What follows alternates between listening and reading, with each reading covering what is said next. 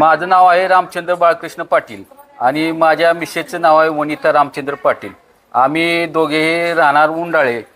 आता सध्या कोयना वसाहतमध्ये राहत आहे. 2012 सालापासून राजेश दादांनी उंडाळ्यामध्ये आरती चालू केली, तेव्हापासून आम्ही या सेवेमध्ये आलो. आगाशिवच्या केंद्रामध्ये सेवेला येत असतो आम्ही नेहमी. अमावस्या पौर्णिमेला, नंतर महाशिवरात्रीची सेवेला पण येत असतो.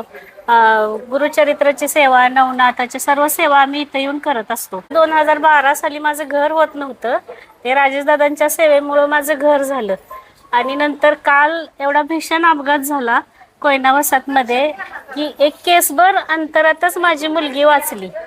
आणि तिला पावट्याचे, म्हणजे आम्ही मंडईमध्येच राहतो, आणि तिला पावट्याच्या शेंगा खायच्या होत्या. वरती होतं, ती अचानकच खाली गेली आणि केसभरच अंतर तिकडून कार आली आहे आणि कारनं एवढा भीषण अपघात केला की दुसरी मुलगी माझी तिच्याबरोबर होते की ती म्हटली दीदी आता संपली आपली, म्हणून गेलो तर ती दीदी साईडला उभी होती. ती एक केसभर अंतरातच ती वाचली.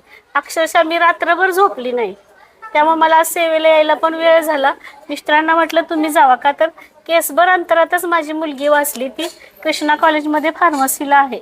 असं एवढा भीषण अपघात झाला की तर ती वाचणारच नाही असं मला वाटत होतं.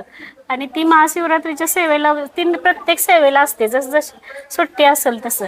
मग मी काल 10 वाजता राजेशदादांना फोन केला की असं झालंय, तर ते म्हटले तुम्ही उद्या केंद्रामध्ये या म्हणून मला सांगितलं.